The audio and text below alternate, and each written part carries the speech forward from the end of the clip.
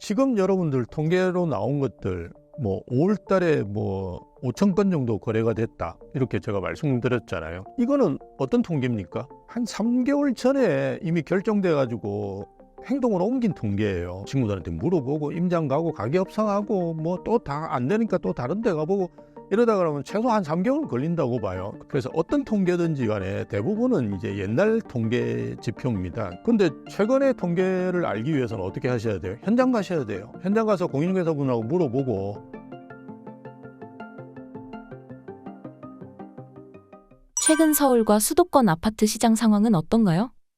예, 말씀드렸듯이 서울은 이제 마용성까지는 가 있는 것 같고요. 그 다음에 이제 이렇게 퍼질 거예요. 저희가 강서지점이 있는데요. 강서지점이 지금 오르고 있어요. 거기도 오르고 있는데 우리가 마용성같이 이렇게 뚜렷한 흐름은 아니거든요. 근데 아마 뚜렷한 흐름으로 이제 외곽들도 바뀌어갈 거예요. 왜냐하면 지금 상승이 2023년에 반등한 거가 조금 다르게 이렇게 쫙 퍼져가고 있습니다. 그래서 특히나 지방 같은 경우도요. 대구 같은 경우는 수성구도 이제 가격들이 오르고 주거선호 지역들은 조금씩 이제 분위기들이 달라지거든요. 그래서 그런 흐름들이 쭉 계속되지 않을까 이렇게 보고요. 수도권도 말씀드렸듯이 판교하고 일단 과천이 가장 높아요. 거기가 30평대가 20억이 예전에 넘게 이게 초고가로 거래가 됐으니까요.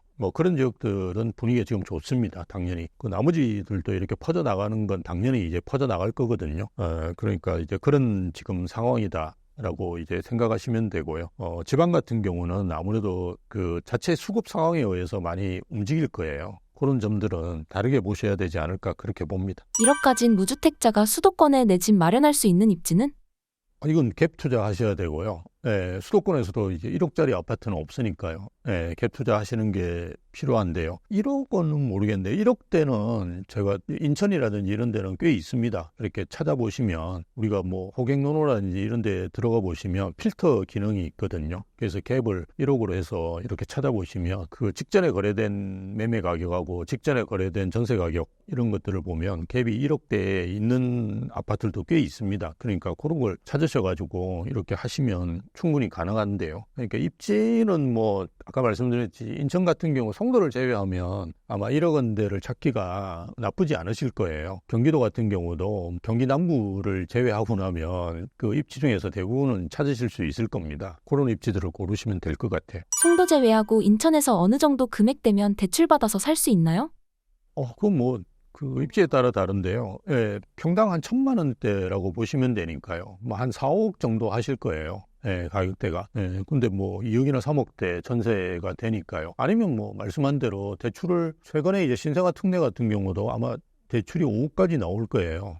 내가 직접 들어가시려 가지고 실거주 하시는 분들도 한 1억이 있으시더라도 충분히 가능하시겠죠. 그런 지역들을 고르시면 문제가 없으시겠죠. 무주택자가 눈여겨볼 만한 서울 6억, 9억 이하 입지는 어디인가요?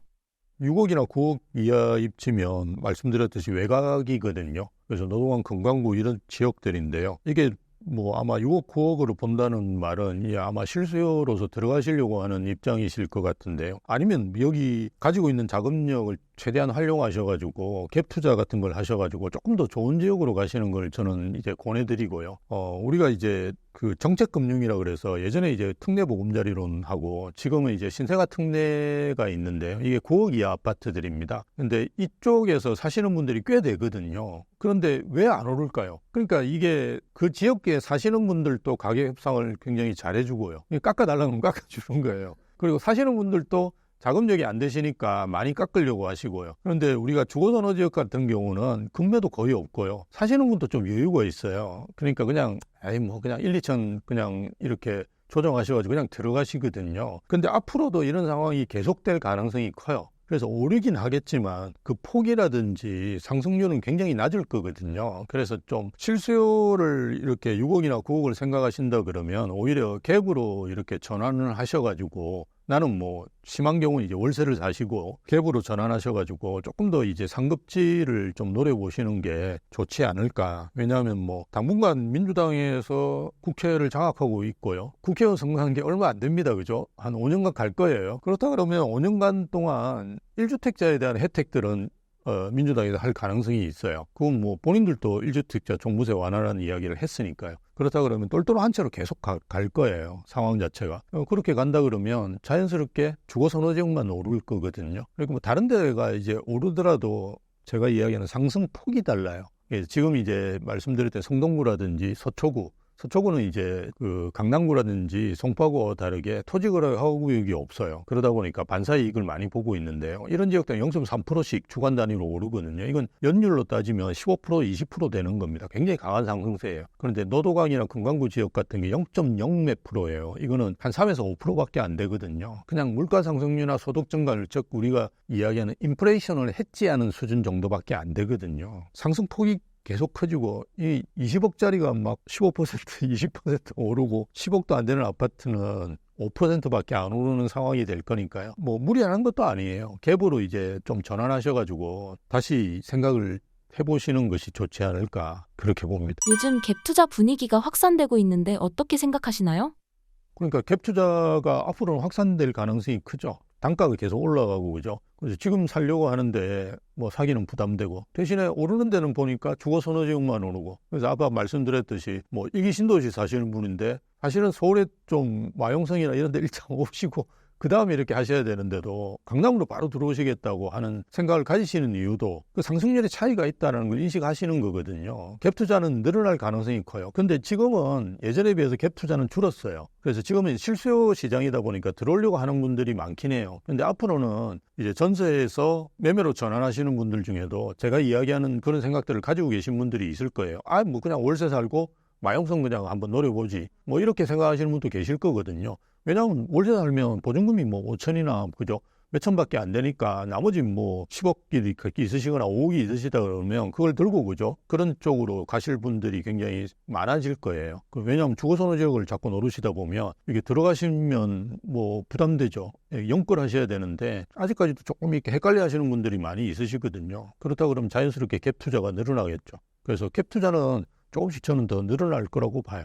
지방 갭 투자는 어떻게 보시나요?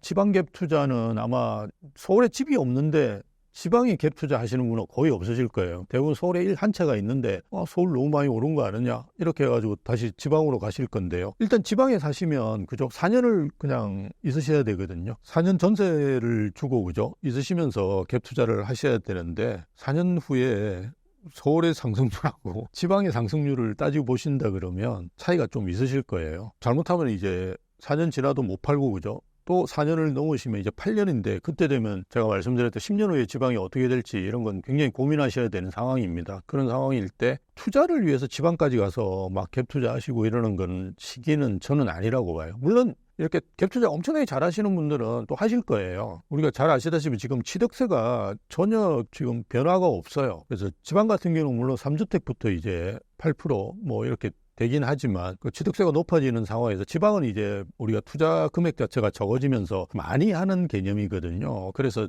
서울의 수익률을 같이 맞추는 개념인데 과연 이제 그런 취득세를 내면서 수익률을 많이 낼 수 있을 시장이냐 이런 건 좀 고민하셔야 된다고 봅니다. 현금이 부족하다면 부동산 시장 상황을 좀 더 기다리는 게 좋을까요? 기다리면 별로 좋지는 않을걸요. 7, 8월 때는 조금 이제 소강 상태에 들어갈 거예요. 왜냐하면 7월하고 8월은 이제 집은 이제 우리가 계절적 요인에 의해서 움직입니다. 왜냐하면 예전에는 이제 우리가 전세라든지 이런 거는 아무래도 학기 전에 이렇게 움직여야 되는 수요가 많고요. 집을 사는 것도 우리가 추운데 또 한여름에 이렇게 집을 잘 안 사거든요. 그래서 이 계절적 요인이 굉장히 많이 작용하는 그 상품입니다. 그래서 여러분들이 집을 사실 때도 7, 8월 같은 경우는 비수기라고 보통 이야기하거든요. 그러니까 더운데 막 이렇게 차오르고 모델하우스 가시고 이러는 것도 사실 쉽지는 않은 문제니까요. 그래서 굉장히 비수기 시점이기 때문에 그리고 또 최근에 이제 가격들이 좀 한 단계 점프한 데들이 꽤 있거든요. 그렇다 그러면 7, 8월에는 조금 지지부진할 가능성이 커요. 7, 8월에 오히려 그죠? 금매 같은 거를 한번 노려보시는 것도 괜찮을 거라고 보거든요. 집 같은 경우는 아무래도 사실 때는 그 상승 같은 것들이 이렇게 그 계단식으로 오릅니다. 이렇게 쭉 가다가 또 한번 오르고. 왜냐하면 이게 매수자와 매도자의 갭 차이가 벌어지면 이게 매도자가 낮추거나 매수자가 올리거나 뭐 이러는 시간적인 그게 필요하거든요. 그래서 이렇게 갔다가 다시 또 올랐다가 이렇게 갔다가 이런 걸 반복하기 때문에 이렇게 쭉 평행으로 움직일 때 이렇게 들어가시는 게 좋은데, 그게 이제 매수와 매도자의 갭이 벌어지고 계절적 비수기 뭐 이런 상황 때 움직이시면 좋은데요. 4년을 기다렸다가 하시는 건 별로 바람직하지 않아요. 제가 이제 그런 글들을 좀 봤었어요. 지금은 너무 많이 오른 것 같다. 그래서 4년 전세하고 다음에 난 들어가는 것이 어떨까냐 이런 이야기 하는데요.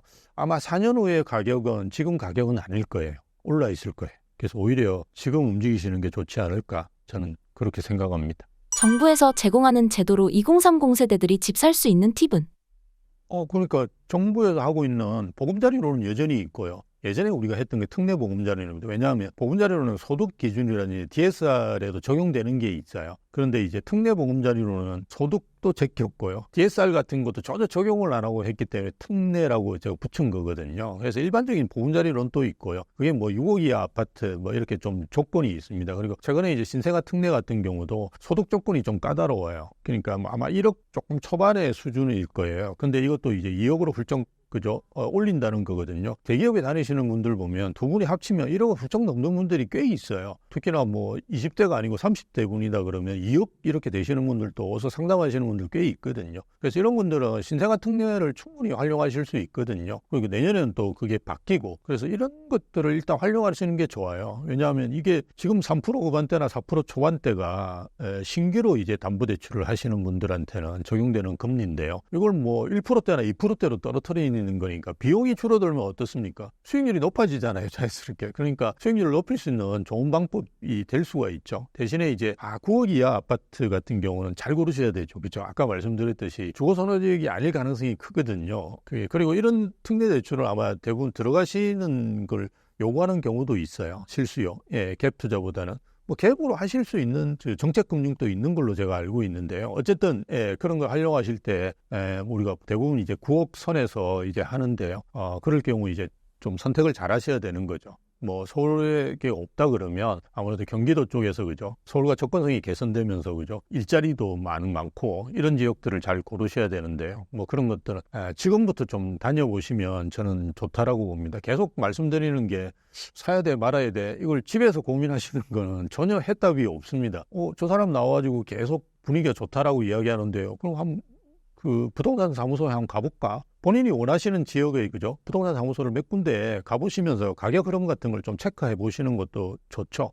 왜냐하면 지금 여러분들 통계로 나온 것들 뭐 5월 달에 뭐 5천 건 정도 거래가 됐다. 이렇게 제가 말씀드렸잖아요. 통계상으로 그렇게 서울 부동산 정보공장에 가면 나와 있거든요. 이거는 어떤 통계입니까? 한 3개월 전에 이미 결정돼-가지고 행동을 옮긴 통계예요. 여러분 집을 사시는데 한 달 만에 사는 것도 굉장히 빨리 사는 거예요. 그렇잖아요. 차를 사는데도 뭐 2-3달씩 걸리는데 집을 사는데 한 달 만에 사는 것도 되게 빠른 거거든요. 뭐 친구들한테 물어보고 임장 가고 가게 협상하고 뭐 또 다 안 되니까 또 다른 데 가보고 이러다 그러면 최소 한 3개월은 걸린다고 봐요. 그러니까 우리나라 실거래가 신고 같은 경우는 한 달 있다가 대부분 하거든요. 한 달 내에 하면 됩니다. 그러니까 이런 시간적 텀을 생각해 본다면 3개월 전에 이미 결정된 거예요. 거래를 이제 뭐 5월 달에 한 거죠.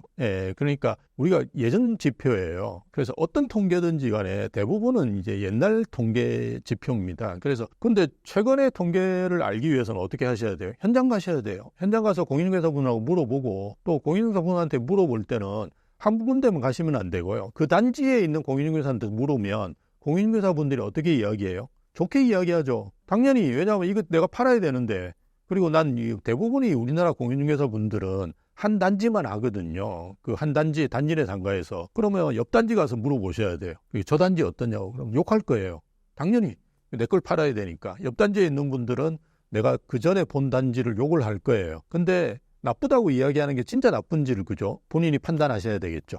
다니시면서. 그래서 그런 것들을 확인하시면서 이렇게 해야 되는데요. 그래서 현장에 가보셔가지고 판단을 해보셔야 돼요. 우리가 의사결정을 못하는 분들이 무주택자 중에 많아요. 결정장애라고 제가 표현을 하는데요. 그분들은 왜 결정장애냐 그러면 원래 결정장애인 분도 계신데요. 사실은 결정장애 아닌 분들도 굉장히 결정장애인 분들이 많아요. 정보가 없어서 그래요. 잘 모르니까. 잘 모르는데 어떻게 선뜻 자기 전 재산을 투자하겠습니까? 그래서 현장에 가보시고 책도 좀 보시고 그죠? 부동산 관련된 이런 걸 유튜브도 보시고 유튜브 볼 때도 폭락한다는 사람은 유튜브도 보고요. 오른다는 사람은 유튜브도 보고 이렇게 좀 같이 보시면서 본인만의 이제 투자 프레임을 만드셔야 되거든요. 그래서 일단 무조건 현장에 가셔가지고 지금 현재 데이터들을 확보하시려고 노력하셔야 돼요. 마지막으로 신사임당 구독자분들께 한 말씀 부탁드립니다. 예, 아까 제가 말씀드렸던 내용인데요. 이렇게 본인만의 내 집 마련하는 프레임을 만드셔야 돼요. 말씀하셨듯이 저희도 이제 일기 신도시에서 그죠? 서울로 들어와가지고 주거선호지역으로 들어온 뭐 이런 친구들이 대부분입니다. 갈아타기를 여러분 아마 한두 번 최소 하셔야 되거든요. 그래서 한 번 사고 이제 끝나는 게 아니라 내가 금수저다 그러면 그냥 강남에 집을 한 채 사시고 그걸로 딱 끝나시면 아주 좋은데요. 그런 분은 많지는 않으실 거예요. 대부분 이제 갈아타기 하셔야 되니까 뭐 그러면 어떻게 하셔야 돼요? 본인만의 집을 고르시는 안목과 그저 프레임을 가지셔야 되거든요. 그래서 공부하셔야 돼요. 그리고 정보를 확보하셔야 되고요. 그냥 가만히 앉으셔가지고 클릭으로 하셔가지고 보시는 거는 뭡니까? 지나간 데이터예요. 현재의 데이터를 여러분이 보기 위해서는 나가야 됩니다. 주식은 실시간으로 데이터가 움직이니까 그게 아니에요. 근데 부동산 데이터는 모으고 그죠? 집계하고 분석하고 한국 부동산에서 발표할 때는 이미 거래되고 한 3개월 있다가 거의 발표해요. 그런데 그 데이터라는 것도 사실은 거의 3개월 전에 결정된 데이터니까 여러분들이 한국 부동산원에 나온 데이터, 그나마 우리가 그 서울 부동산 정보광장이나 이런 데이터는 그래도 거래되면 올리는데요. 한국 부동산원 데이터는 거의 5, 6개월 전 데이터예요. 그걸 가지고 여러분들이 지금과 같이 뭔가 변곡점 상황에서는 의사결정을 하는 게 위험할 수 있죠. 현장에 무조건 나가보셔가지고 본인만의 내 집 마련 프레임을 빨리 만드시는 것이 가장 좋을 것 같습니다.